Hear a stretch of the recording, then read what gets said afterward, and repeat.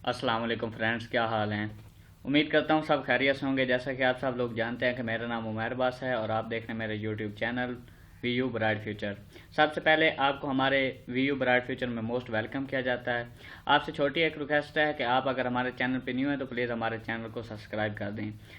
Please हमारे channel को subscribe कर दिया करें, क्योंकि हमारी एवरेज 96 जो है अनसब्सक्राइब किया है, तो प्लीज़ आप सब्सक्राइब कर दिया करें। आज का टॉपिक MTI 401 लेक्चर नंबर 40 है, matrix and system of the linear first order equation. First order equation के बारे में आज हमने पढ़ना है। मैट्रिक्स ऑफ द फॉर्म इस तरह का एक मैट्रिक्स है कि dx1/dt is equal to a11 tx1 plus a12 tx2 plus so on चलता जाएगा a1n txn plus f1t।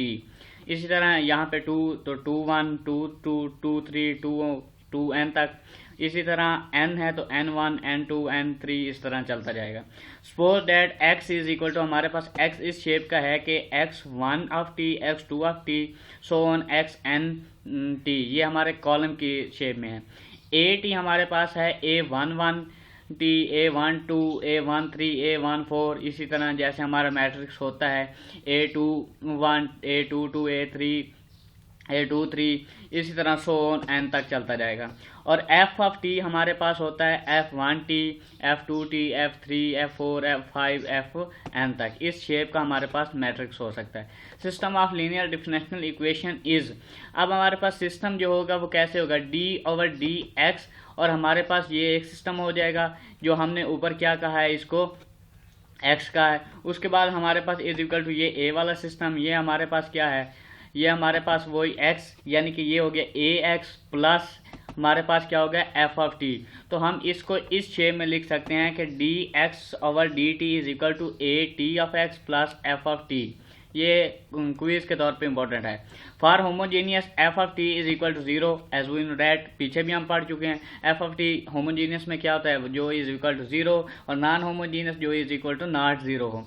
And it becomes, और ये कैसे बनेगा, dx/dt is equal to a t of x, a t, और इसके साथ x मल्टीप्लिकेशन हो रहा है, ये भी क्वेश्चन में आ सकता है। होमोजीनियस के लिए होता है x dash x derivated is equal to ax, ये भी आपने क्विज के तौर पे याद रखना है।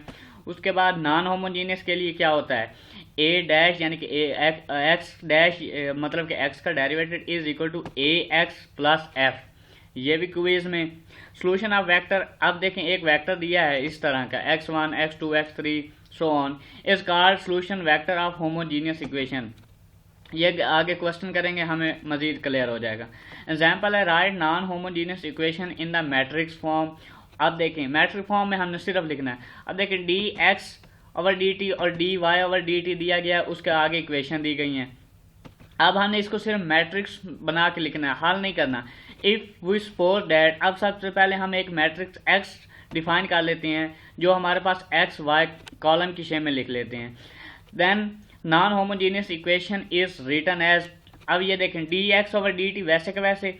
अब यहाँ पे देखें ये हमारे पास x कॉलम, ये हमारे पास y कॉलम, और साथ में इसके लिख लेंगे x प्लस जो बाकी बच गया वो लिख लेंगे। अब इसको थोड़ा सा सिंप्लीफिकेशन करेंगे, सिंप्लीफिकेशन करके हमारे पास ये हमारे पास एक मैट्रिक्स बन जाएगा जिसमें हमने एक्स वाई कॉलम लिखे हैं। यहाँ से हम e की पावर t कॉमन लेंगे और उसके कोफिशिएंट लिख लेंगे, प्लस t वाले लिख लेंगे और उसके कोफिशिएंट लिख लेंगे। इसको हमने मैट्रिक्स फॉर्म में लिखना था, शॉर्ट क्वेश्चन आ सकता है। एग्जाम्पल 2 है, वेरीफाइड दैट x1 दिया गया है ये हमारे पास, और उसे कहा है कि ये इसके इक्वल है, और x2 दिया गया है हमें और ये इसके इक्वल है। Are the solution of homogeneous differential equation, x dash is equal to, ये हमें कॉलम दे के और x दिया गया। अब हमारे पास क्या होता है, x dash is equal to a x होता है हमारे पास। तो इसका मतलब ये हमारे पास क्या है, ये हमारे पास a है। यहाँ से हम क्या निकालेंगे, सबसे पहले x1 दिया गया है।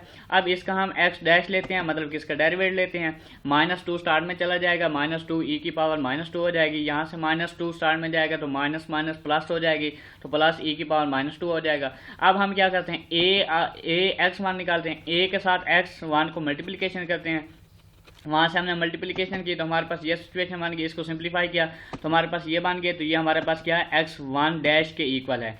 इसी तरह हम कह सकते हैं कि ax1 is equal to x1 dash. Similarly हम x2 को करेंगे, x2 में हमारे पास इसका डेरिवेटिव ले लिया, ये हमारे पास x2 था, इसका डेरिवेटिव लिया तो हमारे पास ये चीज़ बन गई, यहाँ पे इज इक्वल टू लगाना था, ये हमारे पास बन गई। अब देखें ax2 को मल्टीप्लिकेशन करते हैं, सिंप्लीफिकेशन करते हैं तो हमारे पास ये वाली सिचुएशन बन जाएगी। Thus the vector of x1 and x2 satisfy homogeneous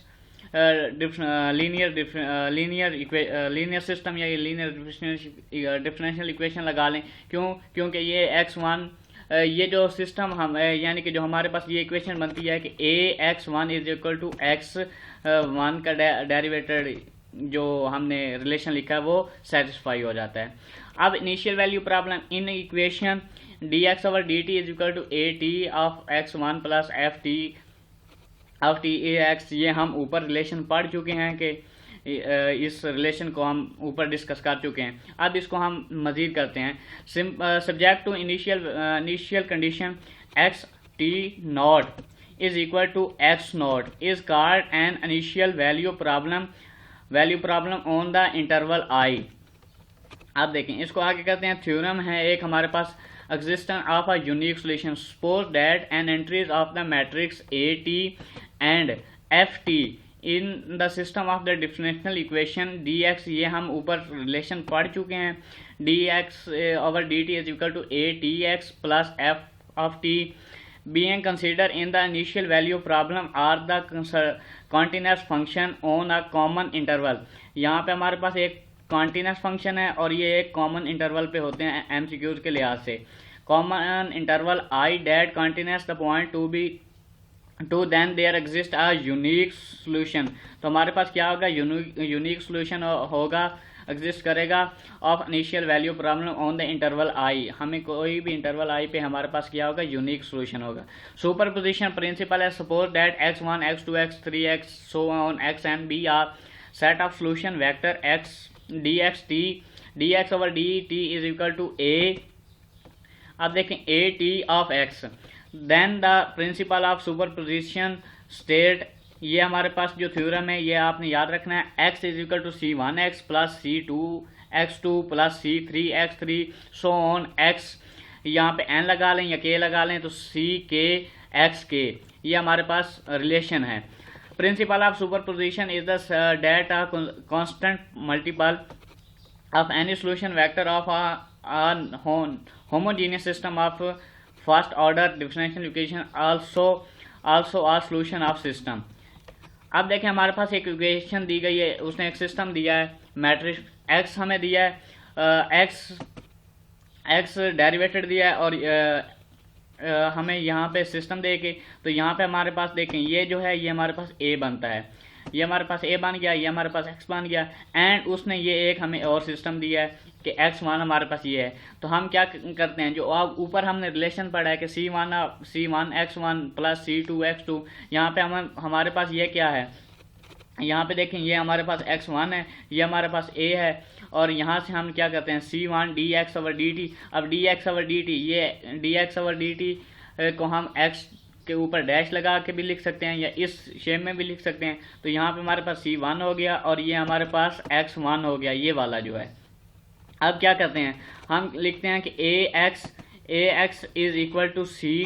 अब a हमारे पास जो है ऊपर ये मैंने लिखा है कि a है वो लिखा हमने, और इसके साथ हमने जो x1 है वो लिखा।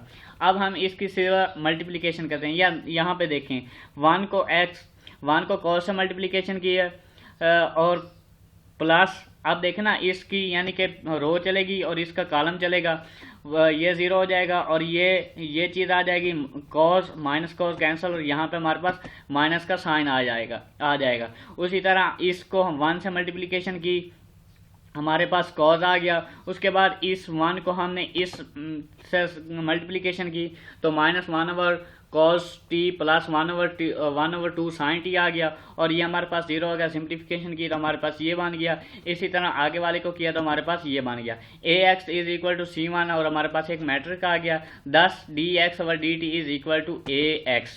Hence the vector c1 x1 is also a solution vector of homogeneous system of differential equation.